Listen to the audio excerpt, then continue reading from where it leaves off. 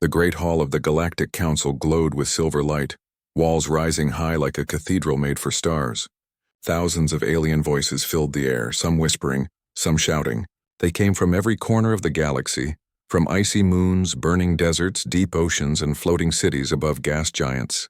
They had gathered for one purpose, deciding the fate of a single planet. That planet was Earth. At the center of the hall stood a crystal podium. An old counselor, tall and thin with glass-like skin, raised his hands for silence. His voice echoed across the chamber, translated into 100 languages. "Today we vote," he said. "The matter is simple. Humanity grows dangerous. Their world, small and young, breeds too fast, fights too hard, and reaches too far. If we do not act now, they will spread across the stars. And when they spread, they will conquer." A murmur of fear and agreement ran through the chamber. Some aliens hissed. Others clapped their claws on the tables. A few looked uneasy, but most nodded. The first speaker rose, a scaled admiral from the Drashik Empire. "I fought near the edge of Sol," he said, voice deep and heavy. "I saw human warships. Crude, yes, but they fought with madness in their eyes. They do not retreat. They do not surrender. Their worlds are what we call deathworlds, places no sane race would live. And yet they thrive there. I say, destroy them now." His words shook the hall like thunder. Another rose, tall and elegant, with feathers like fire. She spoke calmly, but her eyes were sharp. "We have tried to speak with them. We have tried trade. But every agreement ends with humans taking more than they give. They are clever, too clever. They twist deals, they find loopholes, they make allies where they should have enemies. I say the human threat is not only military, but cultural. End them before it is too late." Applause echoed. Only one stood in protest, a small figure with gray fur and trembling hands. His name was Varric, a minor delegate from a forgotten system. His voice shook as he cried out, "This is madness! Have you forgotten the code of the stars? We do not kill a people for what they might become. Humanity has not invaded your worlds. They have not broken the Council's peace. You are afraid of shadows, not facts." The chamber exploded with noise. Some shouted for silence, others for punishment. The old counselor lifted his hands again. "The vote is called," he said. "Those in favor of invasion, raise your signs." One by one, crystal signs lifted into the air, glowing red. Dozens, then hundreds, then thousands. Whole blocks of civilizations voted yes. The hall blazed with crimson. Varric's heart sank. He watched the lights rise higher, filling the sky like blood-red stars. When the count was done, the old counselor spoke again. "The majority is clear. The Galactic Council declares war on Earth." A cheer rose like a storm. Some delegates roared with triumph, others hissed with glee. They had done it, they had chosen to destroy the humans. But in the shadows of the hall, not every ear was loyal. Hidden in the upper galleries, a cloaked figure slipped away. In his hand, a small device hummed. It had recorded every word, every vote. As the council celebrated, the figure vanished into the dark, boarding a tiny craft hidden in the station's vents. That craft burned through the void, faster than law could follow. The message it carried was not for any alien empire. It was for Earth itself. On a quiet relay station orbiting Saturn, human officers sat in silence as the message played. Their faces were grim. Their commander, a scarred veteran with iron eyes, leaned forward. "So they voted," he said. His voice was calm, too calm. "They chose war." Another officer swallowed hard. "Do we send the signal?" The commander nodded. "Send it." Deep in the black, beyond Earth's borders, old codes slept inside hidden networks. Now those codes woke, racing through subspace, leaping from beacon to beacon. They carried only 3 words, but those words would shake the galaxy. Deathworlders, assemble now. And far beyond the rim, where even the Council's maps grew thin, something stirred. Engines older than empires roared to life. Shadows of giant warships stretched across stars. The Deathworlders had heard the call. Earth was not alone, and the galaxy would soon learn that choosing war with humans was the last mistake they would ever make. In the command center beneath, Saturn's icy rings, silence pressed down like a heavy weight. The message from the Galactic Council had ended only minutes ago, but every officer in the room still felt its echo. They had just heard the death sentence of Earth.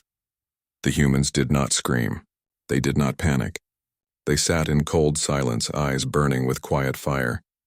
Commander Hale, the scarred veteran who had ordered the Deathworlder signal, stood at the center of the chamber. His voice cut through the heavy air. "The Council has voted. They are coming. But remember this, Earth has survived worse. We were born on a death world. Storms, volcanoes, monsters, ice ages. Nothing has broken us, and nothing will break us now. Around him, the officers straightened, their hands clenched fists. They knew what was coming, armadas larger than any human fleet, alien empires that had ruled the stars for centuries. Alone, Earth was outnumbered. Alone, they would fall. But Earth was not alone. The signal Hale had sent raced outward, carried by ancient codes. Those codes were older than most empires. They belonged to the Deathworlder Pact, a secret bond between species born on worlds too harsh for ordinary life. Earth had joined them long ago, not with promises of peace, but with promises of war. If one Deathworld was threatened, the others would answer. And now those old allies stirred awake. Far away on a molten world, a reptilian species with obsidian armor broke their hibernation chambers. Their leader hissed one word: Earth. On a frozen wasteland of jagged ice, insectoid warriors lifted spears made of crystal and sang their war chants. Their queens clicked in rhythm: Earth.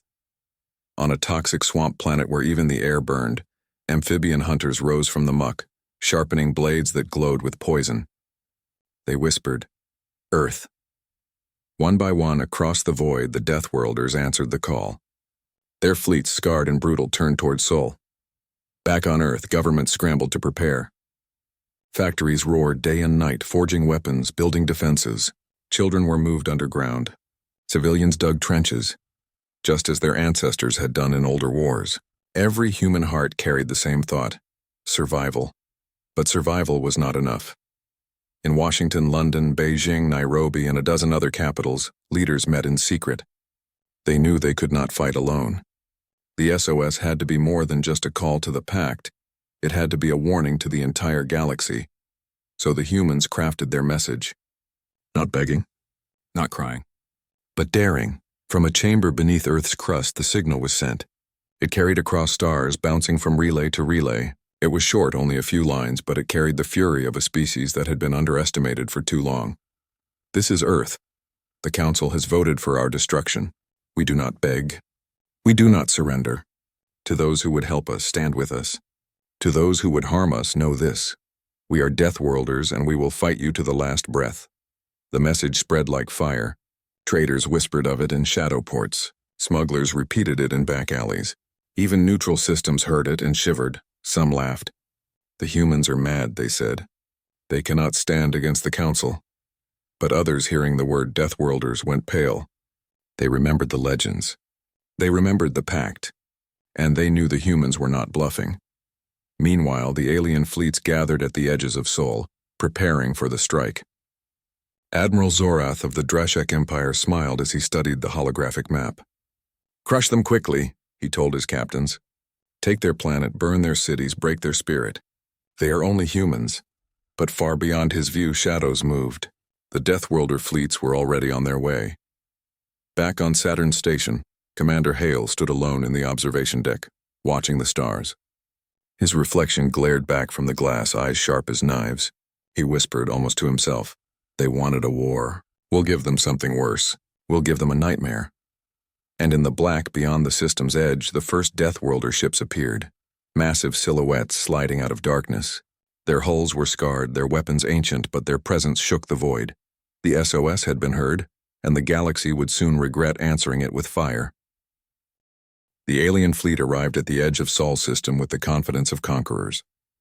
Hundreds of warships cut through the darkness, their hulls gleaming with polished armor. Engines thundered, weapons charged, banners of the Galactic Council glowed like suns. To them, this was not a war. It was a simple extermination. Admiral Zorath of the Drashek Empire stood tall on his flagship's command bridge. His scaled hand rested on the rail as he looked at the blue world far in the distance. Earth, a small, fragile sphere covered in water and green. He sneered. This is what they fear? This little rock. It will burn before the next sunrise, his captains cheered. Orders spread. The fleet broke into attack formation, wings of cruisers stretching like blades. They expected resistance, but nothing serious. Maybe a few human patrol ships, maybe a defense station or two. Nothing that could stand against the full might of the Council. Then the silence broke. Sensors screamed alarms. The stars themselves seemed to move. Shadows shifted on the edge of space, shapes so large they swallowed light. One of the alien officers cried out, "Admiral!" Unknown contacts, hundreds of them. Admiral Zorath turned sharply. The view screen expanded, and there, sliding out of the void, came the monsters of legend, the Deathworlder fleet. Their ships were not elegant like Council designs.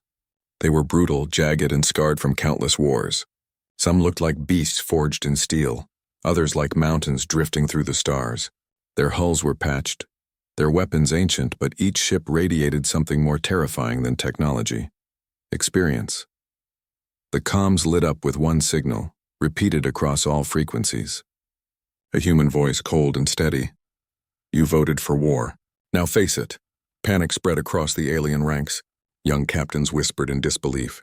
The legends were true. The pact is real. But Admiral Zorath snarled, baring sharp teeth.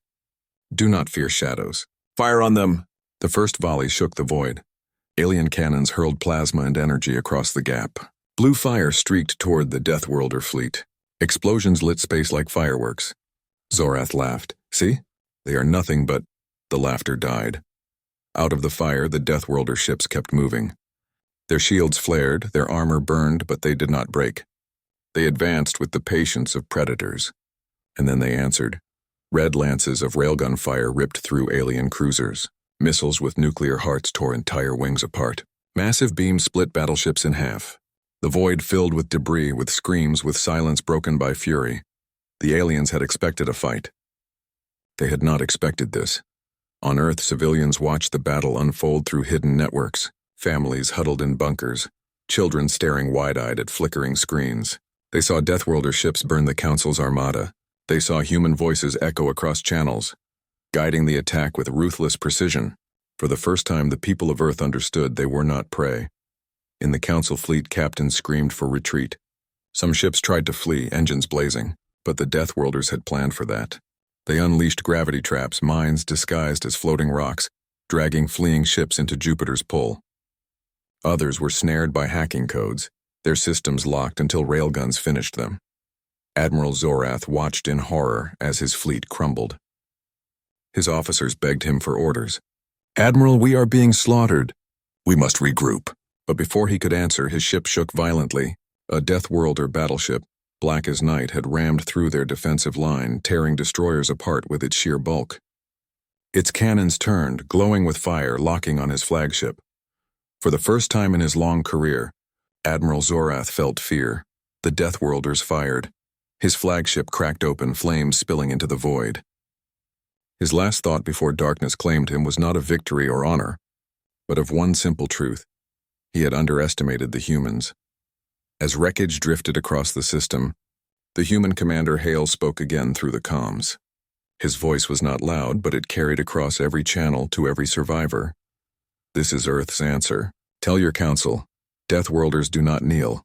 The surviving alien ships turned and fled, broken and burning. Behind them, the Deathworlder fleet gathered, not chasing, not boasting. They simply reformed their line, ready for the next wave. For the Council had made their choice, and the fury of the Deathworlders was only beginning. The wreckage of Admiral Zorath's flagship still drifted near Jupiter's orbit when the second wave of Council ships arrived.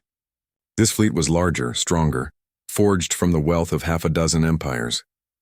Their hulls gleamed gold and silver, their weapons burned like miniature suns. They had been promised an easy victory. Instead, they found a graveyard of their own kind.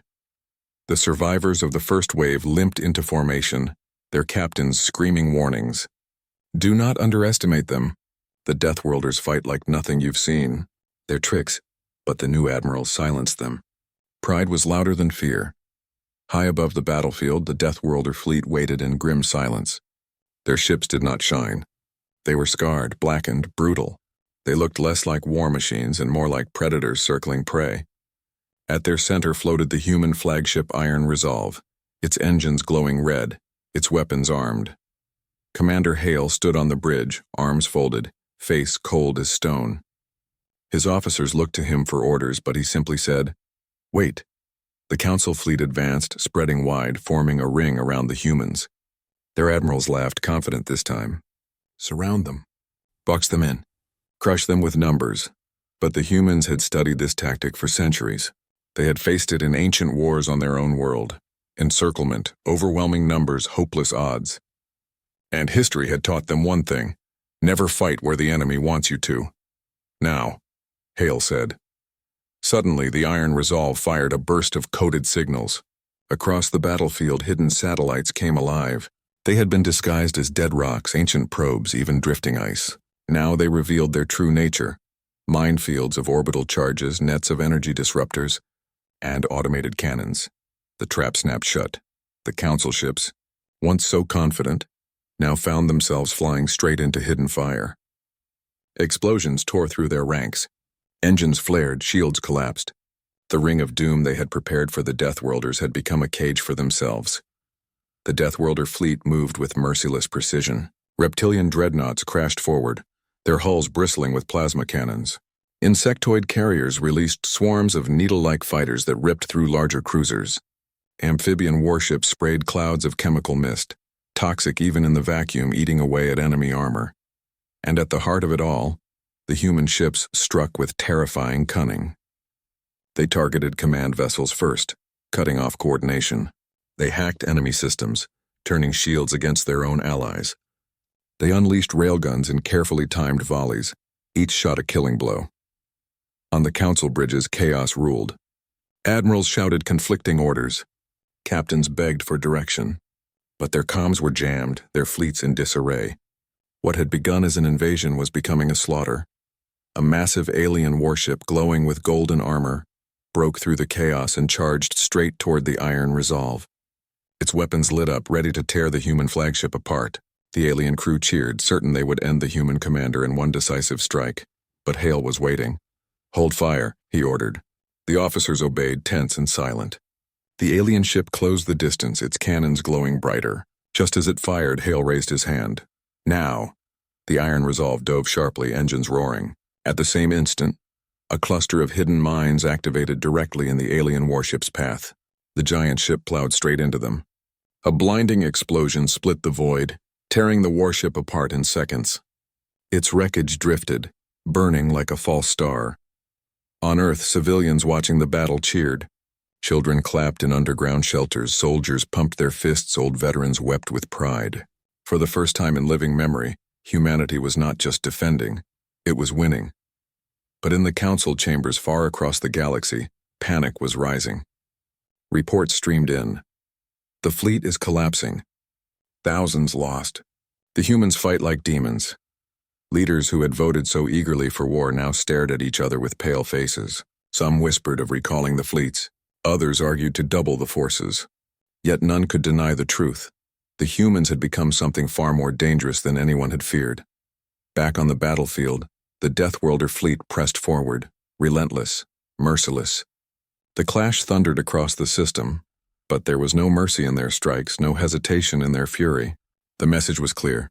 The Council had chosen war. Now war was choosing them, and the clash had only just begun. The Council fleets had expected brute force, but what they faced was something far worse. Human cunning mixed with Deathworlder ferocity. Space around Earth was now a battlefield of wreckage and fire. Shattered cruisers drifted in silence, their broken hulls glowing like dying embers. Alien admirals screamed for order, but every formation collapsed under invisible strikes. It was not just strength that crushed them, it was strategy. On the bridge of the Iron Resolve, Commander Hale studied the chaos with calm, sharp eyes. "They think this is about firepower," he muttered. "It's not. It's about control." At his signal, a dozen human frigates broke away from the main fleet. They didn't fire a single shot. Instead, they released swarms of drones, tiny black machines invisible against the dark. These drones latched onto enemy ships, feeding false signals into their systems. To the Council officers, their sensors now lied. Friend appeared as foe. Empty space appeared as ambush, and the aliens panicked. Two Council destroyers opened fire on each other, convinced the other was a Deathworlder. A massive carrier unleashed all its missiles into nothing but empty void. Confusion spread like poison. While the aliens tore themselves apart, the Deathworlder ships struck.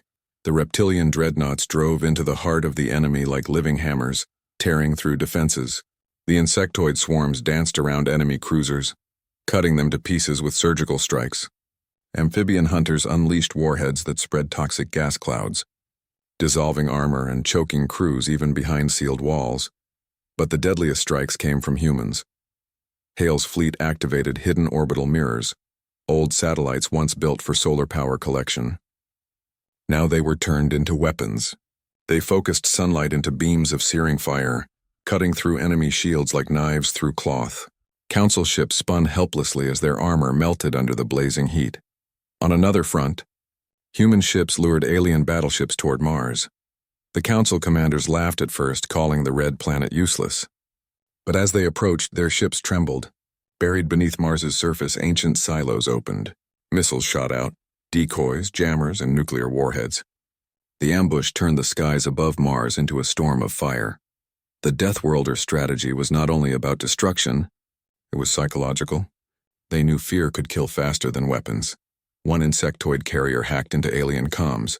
Instead of silence, every alien officer heard a chilling human whisper, "You invaded a death world. You will not leave it alive." Morale collapsed. Entire wings of Council ships broke formation, fleeing blindly. Some crashed into asteroid belts. Others tried to warp away, only to be caught by Deathworlder gravity nets, fields that dragged them back into the slaughter. From his flagship, Admiral Korvik of the Council tried to rally his forces. His voice thundered through the comms. "Hold the line. We are the Council. These savages cannot—" Then his flagship shook. A human railgun shot pierced straight through the ship's central spine. Fire roared through the bridge. His voice cut off mid-sentence, replaced by static. Every alien captain who heard it felt their courage die with him. Back on Earth, the people watched in silence. Underground shelters and bunkers broadcasted the battle in real time. Mothers held their children close. Old men whispered prayers. Young soldiers clenched their fists. The world trembled, not in fear, but in awe. Humanity, so often mocked and underestimated, was now standing at the center of galactic war and winning. But victory did not make the Deathworlders soft. On the Iron Resolve, Commander Hale gave his next order. No survivors in their command ships. Let them carry fear home, not strength.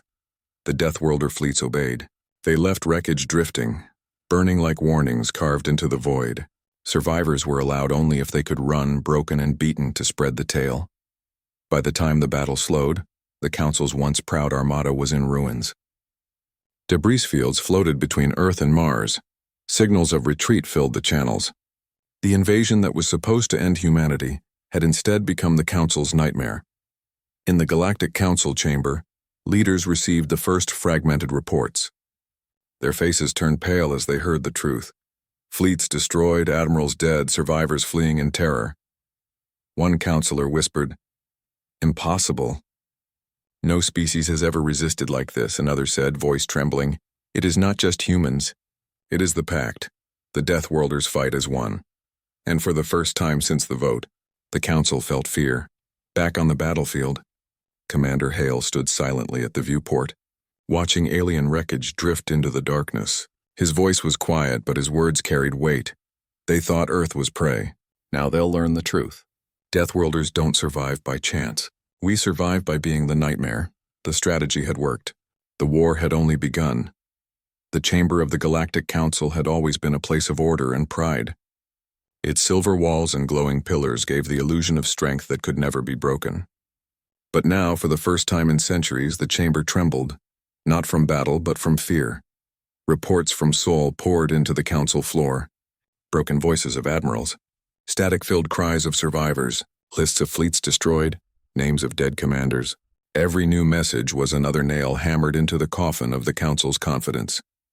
Councillor Dareth, the same elder who had led the vote against Earth, stood at the crystal podium, his glass-like skin dim. His voice cracked as he read the reports aloud.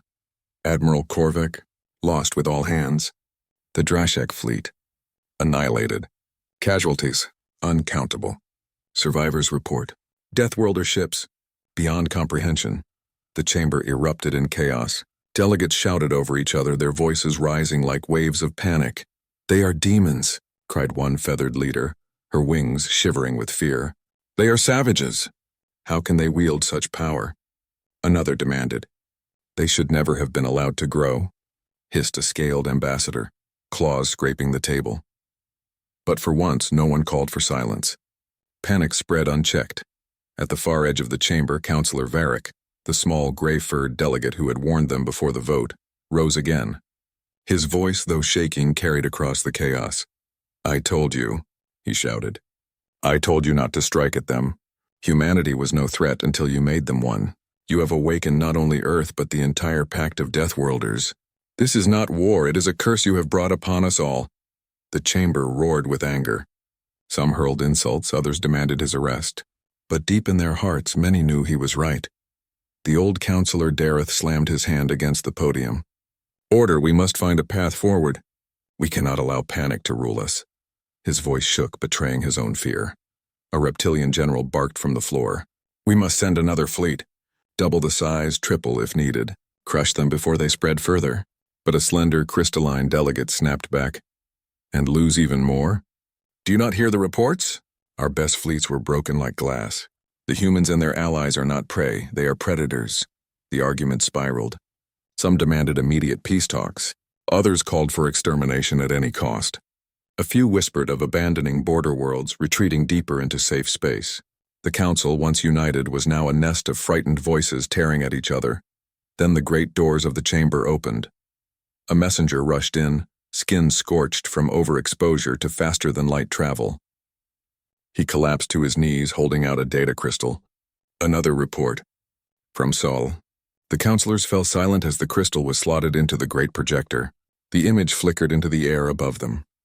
It showed the wreckage of fleets drifting through Earth's system.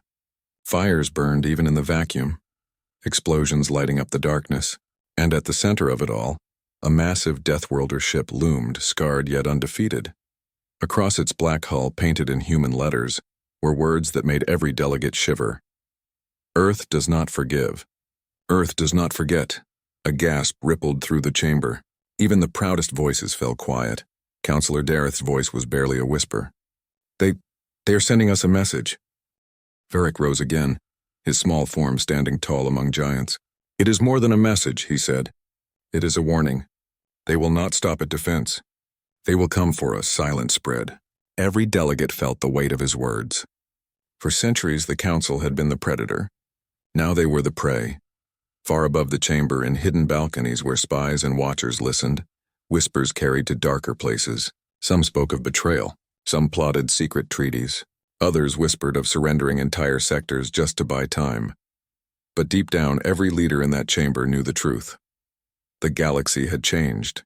The humans, once mocked as reckless and weak, had risen, and with them rose the fury of all Deathworlders. Councillor Dareth lowered his head, voice cracking. "We voted for war, and now the galaxy trembles at the price." No one dared to cheer. No one dared to argue. For the first time, the Galactic Council truly feared its own decision. And somewhere, far across the stars, Commander Hale watched the Council through captured signals. He allowed himself the smallest of smiles. "They tremble," he whispered. "Good, let them. Fear is the beginning of surrender."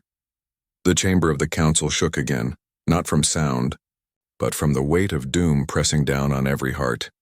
The war that was meant to last days had already dragged the Council into a nightmare. Fleet after fleet had fallen. Reports of terror spread faster than ships could travel.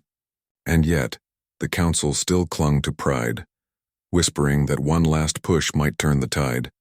So they sent their greatest armada. It arrived at the edge of Sol like a black storm.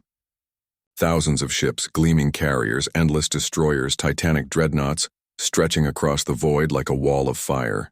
Never in history had such force been gathered. To the Council, this was not just war. It was revenge. But to the Deathworlders, it was only fuel. Commander Hale stood on the bridge of the Iron Resolve, calm as stone. His officers watched the approaching storm with steady eyes. None trembled. None panicked. They had seen worse on their own brutal worlds. "Today," Hale said, his voice low but sharp, "we finish this." The Deathworlder fleets answered, forming into lines like predators circling prey. Their ships bore scars, their hulls dark with soot and burns. But their spirits burned brighter than ever. The clash began with a roar that shook the void. Alien cannons lit the darkness, waves of plasma and missiles streaking across the stars. Whole swarms of Deathworlder fighters exploded in fire. Gigantic battleships groaned as shields cracked under the endless assault. For a moment it seemed the Council's numbers might finally overwhelm. But then the humans revealed their last weapon. Hidden deep within Earth's orbit, dormant for decades, were massive structures. To the Council they looked like simple stations, perhaps old factories or half-dead satellites. But when Hale gave the order, they came alive. Gigantic coils spun, energy humming with ancient power. And then, lances of pure kinetic force shot out faster than light, tearing through enemy lines. These were not mere weapons. They were planetary rail platforms forged from Earth's crust, capable of firing slugs the size of skyscrapers. Entire dreadnoughts shattered in seconds. Carriers split in half. Cruisers crumbled like glass. The Council's proudest fleet found itself bleeding faster than it could fire. Still, they fought. Alien admirals screamed for courage, forcing their captains to push forward. But the Deathworlder strategy was merciless. Reptilian dreadnoughts rammed enemy flagships head-on, tearing through their cores. Insectoid swarms filled the gaps, striking engines and reactors with surgical precision. Amphibian hunters flooded the battlefield with corrosive warheads, leaving trails of broken metal. And humans. Humans struck where it hurt most. Their hackers shut down entire communication webs, leaving Council admirals shouting into silence. Their precision strikes hit fuel lines, medical bays, and command bridges. No shot was wasted. No mercy was given. The Council armada began to fracture. Some captains fled. Others fought blindly, desperate to die with honor. But honor had no meaning in the jaws of predators. The final blow came when the iron resolve cut straight through the center of the fleet. With Deathworlder escorts on either side, it pierced the heart of the Council's formation. Hale's voice echoed across every open channel, broadcasted into the ears of friend and foe alike. You came to exterminate us. Now learn the price of arrogance. This is Earth's answer. The human flagship unleashed its full arsenal, railguns, missiles, energy beams, tearing through the last Council dreadnought. Fire spread across the void like a second sun. When the light faded, silence followed. The Council's grand armada, the pride of dozens of empires, was gone. Only wreckage remained. Those few ships that escaped carried the tale back to their worlds. They did not carry triumph or glory or even excuses. They carried fear. Stories of Deathworlder fleets, of humans who fought like demons, of weapons that turned fleets into dust. The galaxy would never forget. Back in the Council chamber, silence reigned. Not a single delegate raised their voice. Not a single claw scraped the table. They all knew the truth. Their power had ended. The Council had trembled, and now it was broken. On Earth, the shelters opened. Children stepped out into the light. Families embraced. Soldiers stood tall, battered but unbroken. Humanity had survived. But survival was only the beginning. On the bridge of the Iron Resolve, Commander Hale looked out at the wreckage. His face was calm, but his eyes were sharp with warning. They thought Earth was weak. They thought we would kneel. Now they know the truth. We are Deathworlders, and the galaxy will remember it for eternity. The stars flickered beyond the glass, peaceful for the first time in weeks. But every survivor knew the peace was fragile. Humanity had carved its place into the galaxy with fury and fire, and no one, no council, no empire, no power would ever forget the day Earth answered.